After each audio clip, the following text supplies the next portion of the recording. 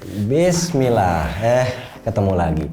Sesuai janji, kami balik lagi dengan Sharp Aquos R6 yang sebelumnya sudah kami unboxing dan icip-icip sedikit kameranya. Tapi yang namanya smartphone tentu saja bukan cuma soal kamera, meskipun kenyataannya harga diri HP flagship itu memang ada di kameranya. Tapi sebelum bahas kameranya, gue mau info dulu kalau sebenarnya ini ada 4 hal menarik yang menjadi concern gua dari sebuah Sharp Aquos R6 ini.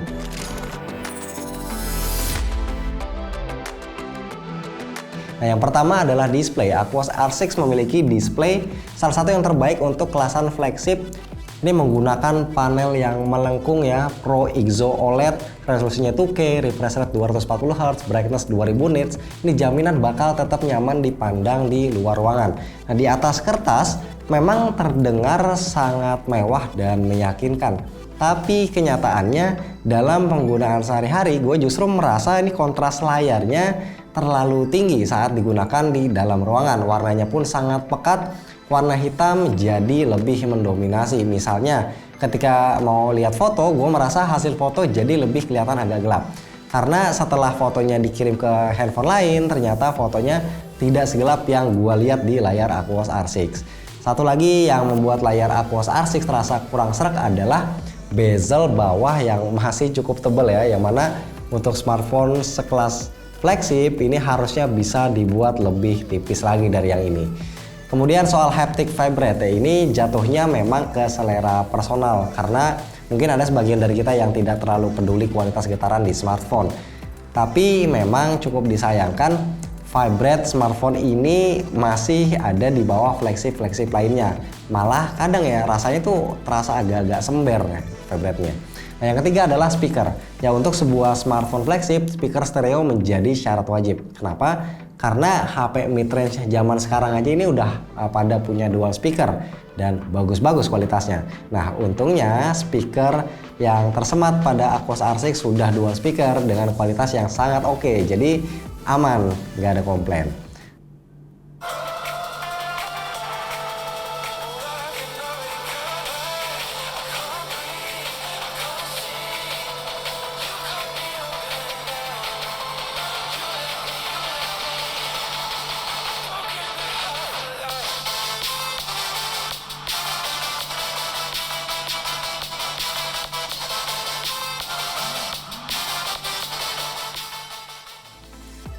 Terakhir, yang keempat adalah software. Untuk sebuah smartphone flagship, software mungkin harus ditempatkan pada prioritas paling atas. Dalam artian kestabilannya, kegunaannya, dan tentunya harus feature proof ya, dengan merilis update berkala dalam rentang waktu yang sudah ditentukan. Namun gua ragu apakah Aquos R6 ini akan jaminan rutin mendapat update software. Terlebih lagi mengingat smartphone ini adalah smartphone bundling dengan operator. Oke, dari gua segini aja. Kita akan lanjut bahas kameranya sekarang, tapi dengan Fahmi. Oke, ngebahas kamera flagship seperti ini tuh agak gimana ya, soal kualitas foto, keunggulan ukuran sensor, atau resolusi bisa jadi perdebatan yang nggak ada habisnya. Banyak yang bilang kalau software kamera itu pegang peranan penting pada kualitas kamera HP flagship. Ada kamera HP flagship yang gede-gedean resolusi, ada juga yang softwarenya bagus, ada juga yang nggak peduli sama resolusi, tapi dia punya software yang benar-benar stabil dan bagus. Contohnya seperti Apple dan Google nih, yang menggunakan sensor yang ukurannya itu nggak lebih dari 1 inci dan resolusinya 12 megapiksel. Tapi punya software yang sangat bagus. Pendekatan mereka melalui software itu berbeda-beda ya. Ada yang modenya otomatis seperti Apple dan Google ini, ada juga yang punya mode lebih lengkap lagi seperti Huawei dan Samsung yang lebih banyak mode manualnya. Jika kalian nggak bisa menandingi sesuatu yang pakem, keren, dan stabil, maka kamu harus melakukan sesuatu yang berbeda. Ada banyak hal, contohnya itu dengan menambah sesuatu yang baru, contohnya kayak lensa periskop, lensa 3D ToF, dan juga lensa super makro, ataupun dengan sensor yang lebih besar. Tapi yang pasti, idealnya dengan ukuran sensor yang lebih besar, software yang lebih bagus, itu pasti punya kualitas foto yang lebih baik. Tapi kenyataannya gue belum bisa mendapatkan semua hal tersebut dalam HP ini. Gue merasa softwarenya, ya balik lagi softwarenya itu kurang optimal. Oke, masuk ke bagian sensor. Setelah gue cari tahu, ternyata sensor yang dipakai itu adalah Sony IMX506. Gue cari tahu datanya di internet itu juga nggak ada. Kemungkinan ini adalah sebuah custom sensor khusus untuk Sharp aja. Masuk ke aplikasinya, nah ada yang cukup unik nih dari kebiasaan HP pada umumnya. HP ini nggak menyediakan lensa ultrawide karena lensa normal wide-nya menurut gue itu udah cukup lebar jika dibandingkan dengan normal wide HP lainnya.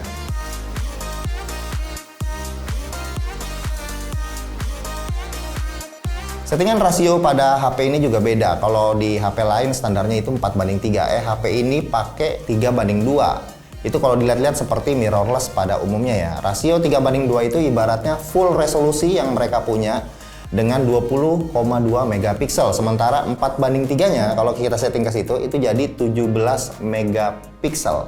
Jadi bisa juga ya kalau sebenarnya itu full resolusi di sensor itu dengan 3:2. Sementara kita selama ini dikasih yang 4:3 yang ternyata itu adalah crop.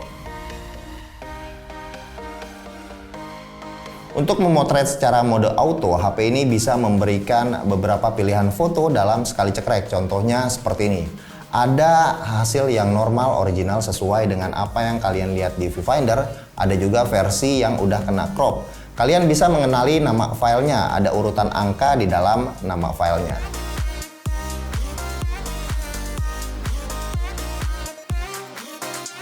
Beberapa kali gue mencoba mode auto, gue merasa hasilnya itu cenderung underexpose ya. Shadownya itu pekat, tapi highlightnya itu nggak di push terlalu rendah. Untuk kalian yang menyukai foto-foto yang minim post processing, ini sangat cocok untuk kalian. Hasil seperti ini juga mengingatkan gue pada awal-awal Google Pixel series yang cenderung banyak black rush. Sepertinya HP ini memberikan opsi untuk kalian yang senang dengan post processing sendiri. Jujur, gue merasa hasil kamera HP ini tuh aslinya bener-bener dari sensor yang mereka punya. Bahkan dalam beberapa scene itu warnanya lebih dalam lagi. Sebagai contoh foto berikut ini, kondisi waktu itu sore hari, pantulan cahaya matahari itu agak kelihatan sama mata gue itu warnanya agak kuning atau orange. Jadi gue bandingkan langsung dengan Pixel dan iPhone. Kedua HP ini nggak mampu menangkap warna pantulan cahaya matahari pada bagian rambut ini dan sekitarnya. Mungkin juga karena Pixel dan iPhone ini sudah melewati banyak processing, akhirnya warna pantulan cahaya matahari tersebut hilang. Oke, untuk kualitas foto pada daylight, gue bilang ini adalah HP yang sangat tajam kualitas gambarnya. Kekurangannya itu jelas ada pada softwarenya yang kurang optimal, yaitu pada shutter speed yang menurut gua lumayan agak lambat ya. Ada beberapa kali misfokus dan pernah gua merasakan gua udah motret bener, ternyata itu masih proses dan hasilnya itu jadi blur parah seperti ini. Begitu juga masuk pada kondisi indoor. Untuk HP flagship zaman sekarang itu udah punya AI untuk mendeteksi kalau cahaya itu cukup rendah. Jadi dia akan meningkatkan shutter speednya atau masuk ke dalam mode night. Berikut ini perbandingannya. Masuk ke mode malam, orang akan bilang kalau sensor yang besar itu mampu menyerap cahaya lebih banyak dan kualitas foto low light-nya akan lebih baik. Itu benar. Tapi kali ini software memang memberikan andil yang cukup besar untuk hasil foto low light. Pada foto berikut ini jelas kalau iPhone dan Pixel itu lebih baik daripada HP ini. Tapi kalau dilihat-lihat lagi lebih dalam, iPhone itu take dalam 2 detik mode malam. Sementara Pixel dengan night sight-nya itu bisa lebih dari 3 detik karena dia multi frame. Hasil Pixel juga nggak natural dalam handle cahaya lampu berikut ini, jadi kelihatan agak lebih kebiruan. Ya sebenarnya HP ini bisa bersaing lah dengan flagship zaman sekarang. Warnanya itu menurut gua lebih cukup akurat dibanding Pixel dan iPhone. Untuk perekaman video, gue sendiri nggak ada komplain ya. Perekaman 4K 60 itu udah lumayan oke, punya stabilization yang bagus dan kualitasnya juga jempolan. Ya siap lari ya. 1, 2, 3.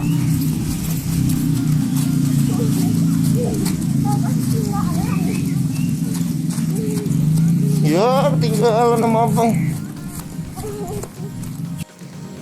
Mata lagi bintitan nih, tuh kelihatan ya. Di kemarin nggak masuk kerja sama hari ini. Terus iseng sore-sore ngajak anak jalan-jalan sambil ngetes kamera Sharp R6. Hai. Overall kekurangannya kamera Sharp Aquos R6 menurut gua itu ada di sisi software yang belum optimal. Shutter speednya lambat, fokusnya kadang-kadang suka miss, dan punya mode manual yang cukup terbatas.